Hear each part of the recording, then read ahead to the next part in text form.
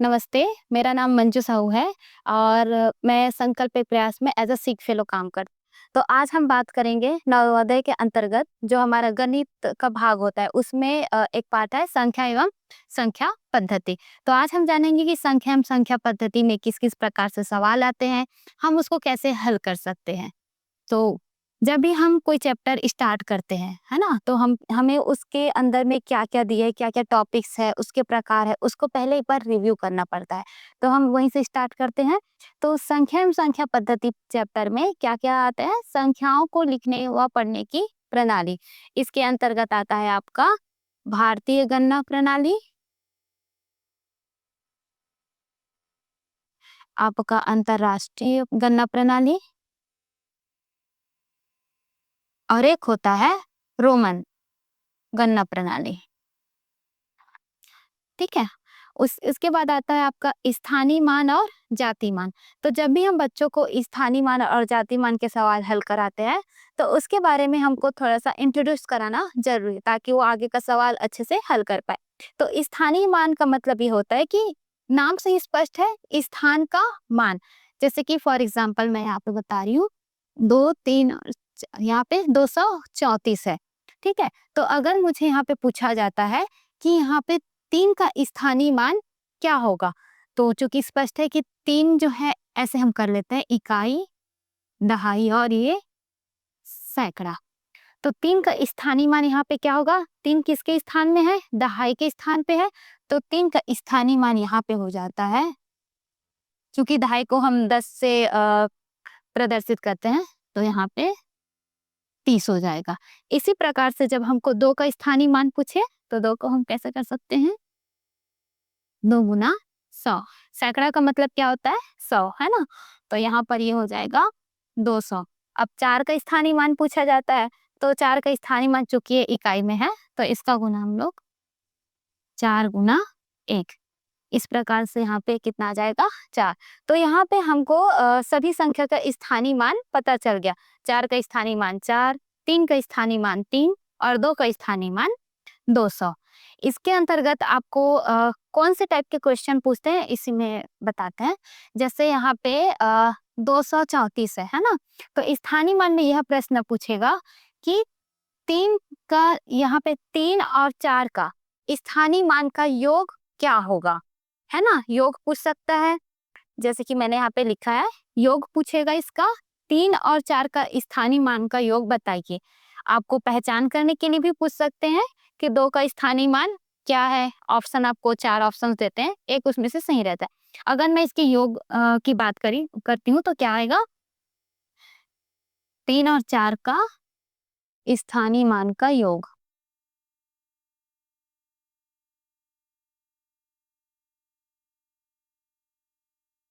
तो क्या होगा? चूँकि हमने यहाँ पे निकाल चुका है, तो 3 का स्थानीय मान होता है 30 और 4 का स्थानीय मान होता है 4।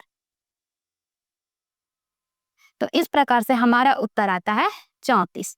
ठीक है? आगे हम जाति मान के बारे में बात करते हैं। जाति मान का मतलब ये होता है कि एक प्रकार से उसका मान, है ना? जैसे कि फॉर एग्ज़ाम्पल अगर ये पेन है ना? तो मैं इस पेन को पेन ही बोलूँगी या फिर सॉरी मार्कर है, तो मार्कर को मैं मार्कर ही बोलूँगी, इसको पेंसिल तो नहीं बोल सकती ना। तो एक प्रकार से संख्या के नाम को ही हम उसका जाति मान बोलते हैं। इसको एक और भाषा में बोलते हैं अंकित मान, चूँकि बच्चे यहाँ पे बहुत कन्फ्यूज़ होते हैं जाति मान और अंकित मान में। तो दोनों का अर्थ एक ही होता है। तो इसी से मैं एग्ज़ाम्पल देती हूँ। 234 में अगर मैं 3 का जाति मान पूछूंगी बच्चों से, तो क्या आएगा आंसर यहाँ पे? 3 का जाति मान 3 ही होगा, 2 का जाति मान 2 ही होगा, 4 का जाति मान 4 ही होगा। मतलब उसका नाम ही है, संख्या का नाम। हम बच्चों को एग्जाम्पल के थ्रू बता सकते हैं। अगर किसी बच्चे का नाम रीमा है, तो उस बच्चे को मैं रीमा ही बोलूंगी, प्रीति तो नहीं बोलूंगी ना। तो बच्चे का नाम को ही हम उसको वहाँ पे एक एग्जाम्पल के तौर पे हम वहाँ पे रख सकते हैं। ठीक है? आगे हम बात करते हैं प्राकृतिक संख्या और पूर्ण संख्या। देखिए, आप जब ये चैप्टर निकालते हो तो इन सब का परिचय बताना थोड़ा जरूरी है ना? ताकि सवाल और इजीली हल कर पाए। तो आगे आता है प्राकृतिक संख्या और पूर्ण संख्या। प्राकृतिक संख्या और पूर्ण संख्या दोनों ही गिनने के काम आता है, क्योंकि हम संख्याएं अनंत होती है ना। तो प्राकृतिक संख्या में जो संख्या गिनने के काम आती है उसको प्राकृतिक संख्या बोलते हैं। अंतर ये है कि प्राकृतिक संख्या में जब हम उन संख्याओं को देखते हैं तो हम यहाँ पे 1 2 3 4 और ऐसे, है ना, 1 से चालू करते हैं। प्राकृतिक संख्या में गिनती करते हैं तो कहाँ से चालू करते हैं? 1 से, है ना। 1 2 3 4 ये पूरा अनंत तक जाता है। देन यहाँ पे हम आते हैं पूर्ण संख्या। तो पूर्ण संख्या में क्या होता है कि यहाँ पे 0 से स्टार्ट करते हैं, शून्य से स्टार्ट करते हैं गिनना। ये भी अनंत तक जाएगा, क्योंकि दोनों का मतलब ही है कि हम गिनने के जो काम आता है वो प्राकृतिक संख्या है और पूर्ण संख्या। लेकिन अंतर यहाँ पे है कि इसमें 0 को शामिल किया जाता है 0 के साथ, तो ये पूर्ण संख्या और ये प्राकृतिक संख्या।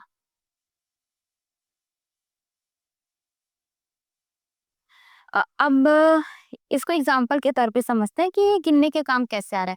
अगर मेरे पास सपोज ये मोबाइल है, तो मेरे पास 2 मोबाइल है ना। अगर मैं इसको यहाँ पे रख देती हूँ तो मेरे पास कितना मोबाइल है? 1। मैं इसको भी यहाँ पे रख दी, है ना, तो मेरे पास क्या बचा?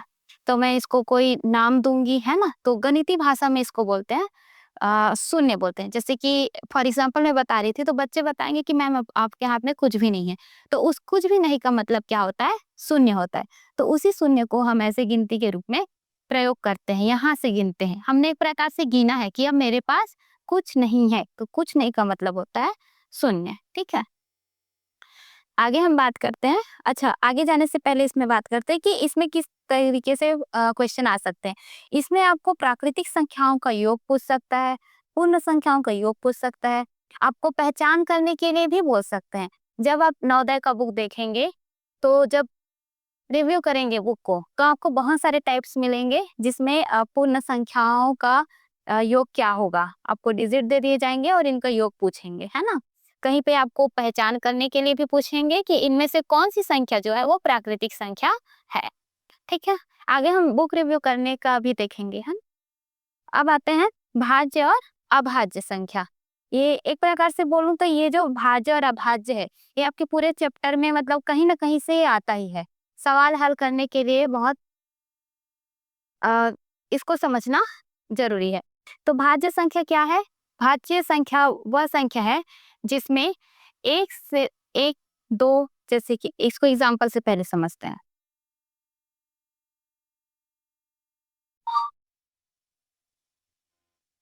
है ना।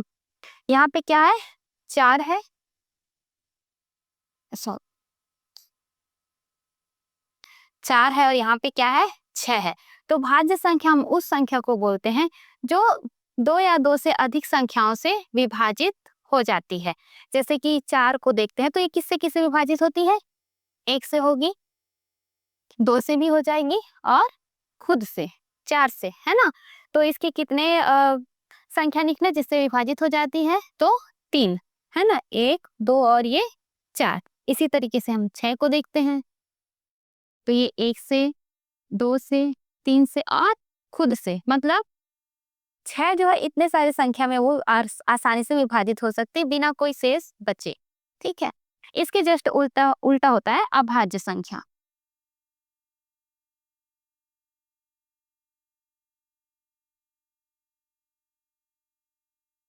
अभाज्य संख्या में वे संख्याएं होते हैं जो खुद से विभाजित होती है और 1 से विभाजित होती है। इन दोनों के अतिरिक्त तो वो और किसी भी संख्या से विभाजित नहीं हो सकती, तो उसको हम बोलते हैं अभाज्य संख्या।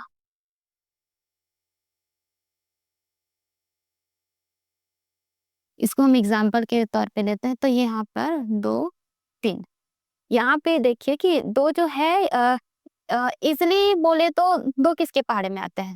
ये तो 1 के पहाड़े में आते हैं और खुद के में आते हैं, है ना। तो यहाँ पे क्या हुआ कि 2 जो है 1 से विभाजित होगा और 2 से विभाजित होगा, क्योंकि ये उन्हीं का पहाड़ा है ना। इससे ज्यादा वो किसी भी संख्या से विभाजित नहीं होगा। तो अभाज्य संख्या के ये 3 है, 3 भी किससे होगा? 1 से और 3 से। इससे पूरा पूरा भाग चला जाएगा, इससे ज़्यादा वो और नहीं जाएगा, है ना? अगर शेष बच गया तो वो अभाज्य संख्या मतलब वहाँ पे वो अभाज्य संख्या नहीं कहलाएगा, ठीक है? इसमें भी आपको कैसे क्वेश्चंस पूछेंगे कि यहाँ पे आपको पहचान करने बोलेंगे, है ना? कि निम्नलिखित में से कौन-सी संख्या भाज्य संख्या है या फिर अभाज्य संख्या है? इसमें योग भी पूछ सकता है कि 2, 3, 5 का अभाज्य संख्याओं का आपको योग निकालना है। प्रथम 10 अभाज्य संख्याओं का योगफल ज्ञात कीजिए, है ना? तो हमें पता है कि प्रथम 10 कौन-कौन से हो सकते हैं, तो 2 होता है, 3 होता है, 5 होता है ना? 7 होता है, तो इस तरीके से हम 10 अभाज्य संख्याओं को निकाल कर उनका योग कर सकते हैं, ठीक है? ये भी ध्यान देते जाना है कि हमको इसके अंतर्गत क्या-क्या पूछे जा सकते हैं, ठीक है? आगे आते हैं सम और विषम संख्या। तो चूँकि अगर मैं बच्चों वाले लैंग्वेज में बात करूँ तो सम का मतलब क्या होता है, हमको स्कूल में क्या सिखाया जाता है? जिसका जोड़ी बनता है ना? पेयर बनता है, तो वो सम संख्या होता है। विषम संख्या किसको बोलते हैं? जिसका जोड़ी नहीं बनता, ठीक है? ये बच्चों को बताने के लिए लैंग्वेज हम यूज़ कर सकते हैं ईज़िली।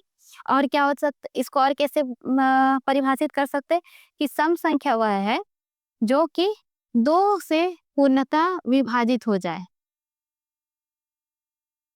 2 से पूर्णतः विभाजित हो जाए, वह संख्या सम संख्या कहलाती है।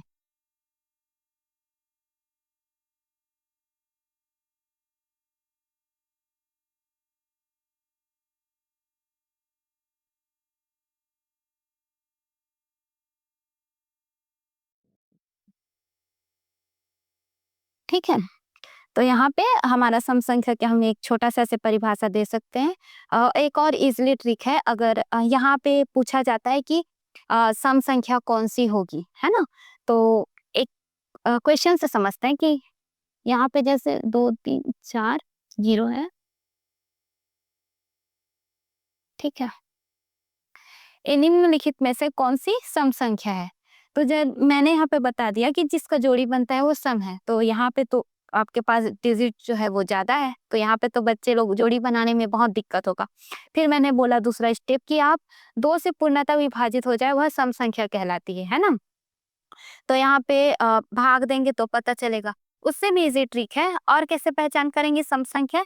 इकाई में, है ना? इन सभी संख्या इस संख्या के इकाई में जो लास्ट डिजिट है ना? क्या है? 0 है। ये अगर 2 के पहाड़ा में आता है ना?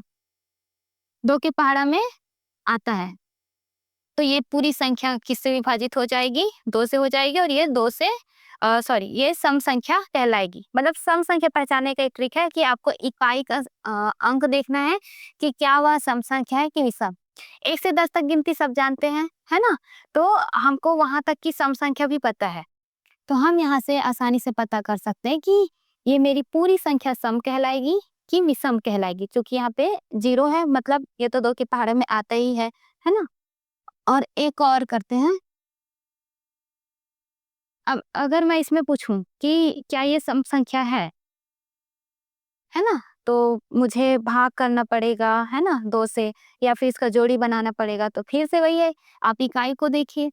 इकाई वाला संख्या 6 है ना? 6 सम संख्या है कि नहीं? बच्चे इज़िली बता देंगे कि हाँ, 6 तो सम है, क्योंकि उसको 1 से 10 तक का बिल्कुल एकदम आसानी से पता है कि वो सम संख्या के कौन-कौन सा है। तो यहाँ पे देखते हैं कि जो 6 है वो 2 से पूरी तरीके से विभाजित 2 के पहाड़े में ये आता है। देन ये 6 अपने आप में अगर बच्चे लोगों के नज़र में रहता है कि हाँ, 6 है तो ये सम संख्या है। तो बस हमको इकाई को बस पकड़ना है सम संख्या पहचानने के लिए। इसी तरीके से हम विषम में आते हैं, है ना? तो विषम जस्ट इसके उल्टा, जिसका जोड़ी नहीं बनता, जो 2 से पूरा-पूरा विभाजित नहीं होता, तो वो संख्या क्या कहलाएगा? विषम संख्या। इसमें भी आपको योग पूछेगा, पहचान करने के लिए पूछेगा, ठीक है? और एक और टाइप का क्वेश्चन आता है कि प्रथम 5 सम संख्याओं का योग कितना होगा?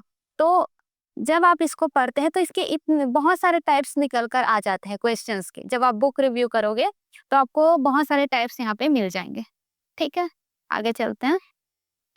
ओके, अब ये तो सम विषम तक हो गया। अब इसके अंतर्गत और क्या-क्या पूछा जाता है? जैसे कि यहाँ पे है अंकों को शब्दों में, शब्दों को अंकों में लिखना, है ना? ये नवोदया के एग्ज़ाम में ये क्वेश्चंस बहुत ज़्यादा आते हैं कि आप कैसे अंकों को शब्दों में लिखते हो? जैसे कि यहाँ पे 235 ये अंक में है, इसको हमको शब्दों में बदलना है।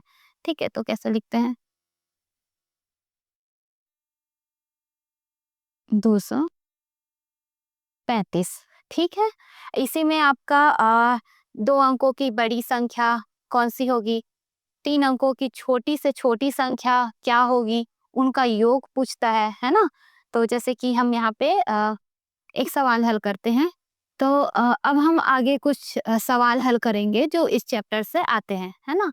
तो हमारा पहला सवाल है 2 अंकों की छोटी से छोटी संख्या और 2 अंकों की बड़ी से बड़ी संख्या का योग क्या होगा? है ना?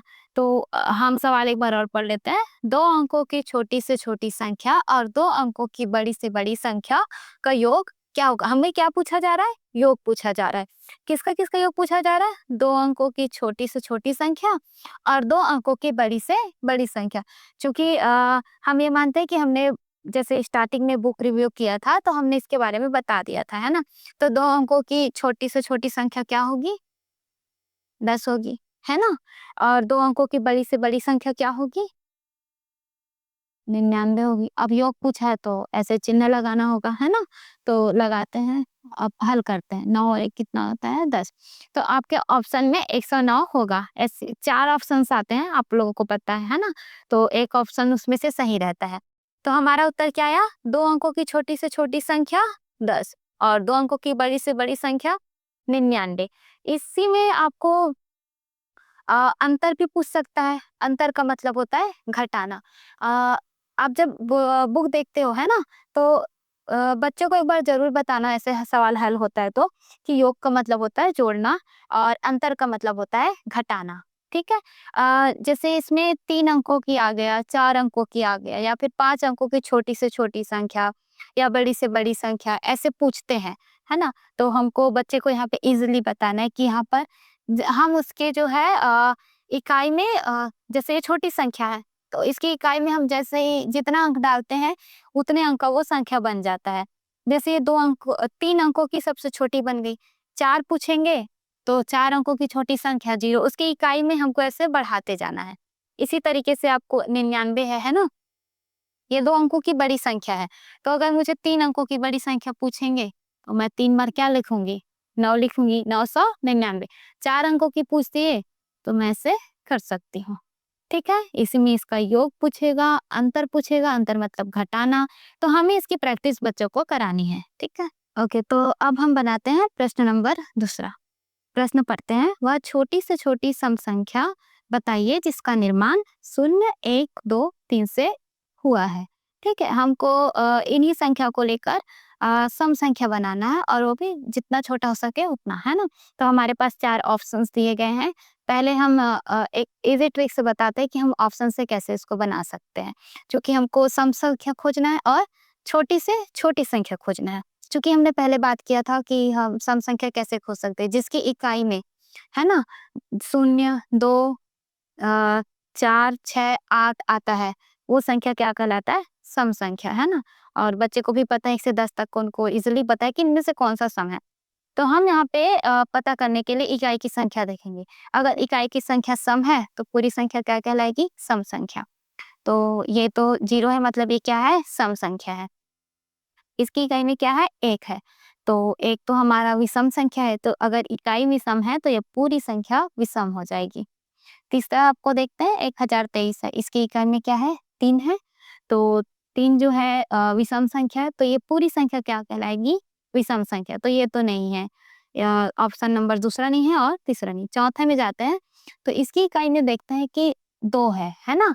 और 2 क्या है? सम संख्या है, तो ये पूरी संख्या क्या कहलाएगी? सम। अब बात आता है कि इसमें से ऑप्शन पहला और चौथा में से सही उत्तर कौन-सा होगा? चूँकि हमको पता है कि हम छोटी से छोटी सम संख्या देख रहे हैं, तो एक बार हम यहाँ पे लिख लेते हैं। और क्या है? ठीक है? तो यहाँ पे हम कंपेयर करते हैं कि इनमें से छोटी संख्या कौन-सी है। तो हमें यहाँ पे ईज़िली पता चल रहा है कि 1032 जो है छोटी सम संख्या है। ये वाला जो है बड़ी है ना? तो हमको तो छोटी देखना था, तो हमारा ऑप्शन आ जाएगा 4, ऑप्शन नंबर 4, ठीक है? और जब हम इसको बच्चे को बनाने के लिए बोलते हैं, चूँकि आपको ये प्रैक्टिस में देना है ये सब सवाल, है ना? क्या क्या दिया है, 0, 1, 2 और ये 3। अगर मुझे इससे सम संख्या बनाना है, छोटी से छोटी, बिना ऑप्शन के, तो कैसे बना सकते हैं? तो सबसे पहले तो मैं छोटी संख्या देखूंगी और मुझे एक ध्यान रखना है कि मेरा जो इकाई का संख्या हो वो जो है सम संख्या हो। ठीक है, तो यहाँ पे हम छोटी संख्या बना रहे हैं चूंकि, तो छोटी कौन सी दिख रही है? अभी फिलहाल मुझे 0 दिख रही है। तो बच्चे अक्सर गलती करते हैं कि यहाँ पे 0 को पहले लिख देते हैं, तो ये ध्यान देना है कि अगर मैं 0 को यहाँ सामने पहले लिख दूंगी तो वो संख्या जो है 4 अंक का नहीं कहलाएगा। ठीक है, यहाँ पे 4 अंक है, उसको हम 123 पढ़ेंगे, है ना? 4 अंक की रहती तो अलग ही पढ़ते उसको, क्योंकि सामने में 0 आएगा तो उसको 123 ही पढ़ते हैं। तो देखते हैं कैसे बनाते हैं। तो सबसे पहले हम लेंगे 1 को, ठीक है? उसके बाद छोटी कौन-सी है? 0 है। अब चूँकि मुझे 2 लूँ कि 3 लूँ में कन्फ्यूज़न नहीं होना चाहिए, क्योंकि मुझे सम संख्या लेना है और इकाई में क्या है? मुझे सम संख्या रखना है। तो मैं यहाँ पे 3 लेती हूँ और उसके बाद 2। तो मेरी जो संख्या होगी 1032, ठीक है? इसको हम यहाँ पे देख सकते हैं कि यहाँ मेरा ऑप्शन चौथा आ रहा है, ठीक है? अच्छा, इसमें एक और चीज़ देख सकते हैं, ये तो सम संख्या पूछ दिया, है ना? ऐसे इन संख्याओं से आप सम बनाइए। एक आध क्वेश्चन और पूछेगा कि इन्हीं संख्याओं से आप विषम संख्या भी बनाइए। सम और विषम नहीं पूछेगा, तो आपको ये बोल सकते हैं कि इन संख्याओं से आपको बड़ी से बड़ी संख्या और छोटी से छोटी संख्या बनानी है। तो 3 से 4 टाइप के क्वेश्चंस आपको इस तरीके से पूछ सकते हैं। तो हम फिलहाल हमको एक ही क्वेश्चन में इसको कवर करते हैं। प्रैक्टिस के ऊपर है कि हम इसको जितना ज़्यादा प्रैक्टिस करते जाएँगे कॉन्सेप्ट उतना ज़्यादा क्लियर होगा। ठीक है, लास्ट क्वेश्चन आते हैं। इसमें देखिए प्रश्न नंबर तीसरा में 4300 गुना 3 गुना 10 गुना 0 और गुना 10 का मान क्या है? मतलब बच्चा जब ये क्वेश्चंस देखता है तो वो इतना ज़्यादा गुना है ना? उसको देख के ही उसको डर लगने लगता है कि इसको कैसे करेंगे, और करने बैठेगा तो हमारा परीक्षा का टाइम ही ऐसे निकल जाएगा। तो हमको क्या करना है, एकदम ध्यान से देखने बोलना है सवालों को, ठीक है? कि देखिए एकदम ध्यान से देखिए कि आप इसको हल कर सकते हैं क्या? गुना कर सकते हैं, गुना करेंगे तो क्या उत्तर आएगा? तो हम लोग यहाँ पे एक शॉर्ट बता सकते हैं कि या तो हम ऐसे 2 संख्याओं का गुना करना बता सकते हैं, है ना? क्योंकि एक साथ नहीं होगा तो 2-2 संख्या को पेयर लेके कर सकते हैं बच्चे लोग। इसका जो आंसर आएगा उसको इसके साथ गुना, इसका जो आंसर आएगा उसको इसके साथ गुना, इसका जो आंसर आएगा उसको इसके साथ गुना, तब वो जाके वो बनेगा। लेकिन इसमें क्या है, हमारा टाइम बहुत ज़्यादा वेस्ट होने वाला है ना? तो शॉर्ट तरीका क्या है? ध्यान से देखना है। ये क्या है देखो, 10 है, 0 है, 10 है, 3 है और ये 4300। यहाँ पे देखिए गुना में क्या है? 0 है, ठीक है? चूँकि हमको पता है अगर 0 का गुना किसी भी संख्या से होता है, तो हमारा गुणनफल क्या आ जाता है? 0 आ जाता है। तो ये बातें हमको वहाँ पर ध्यान रखनी है ना? बच्चे लोग अक्सर इसमें बहुत ज़्यादा मिस्टेक करते हैं, वो लोग गुना करने बैठ जाते हैं। तो ये हम बताएँगे पढ़ने के समय, एक बार तो पहले बच्चों को करने देना है, देन सेकंड टाइम हम इसको बताएँगे। तो यहाँ पे क्या दिया है? गुना में 0 है, अगर गुना में 0 है तो पूरी की पूरी उत्तर क्या हो जाएगी? 0। तो हमारा ऑप्शन तीसरा इसमें सही हो जाता है ना? अगर आप ऐसे नहीं बता रहे हो और यहाँ से गुना करना चालू करते हो, 10 का गुना 0 से करोगे, 0 ही आएगा। अब बताइए, अब ये किसी भी संख्या से गुना करने जाएगा, उत्तर क्या आएगा? 0। या तो आप गुना करके बता सकते हो, या तो आप इसको इस तरीके से पहचान करके बता सकते हो, जिससे भी बच्चा ईज़िली समझ जाए, उसका कॉन्सेप्ट भी यहाँ पे क्लियर हो जाए कि 0 का गुना करने से 0 ही आता है। ठीक है? सब दुःख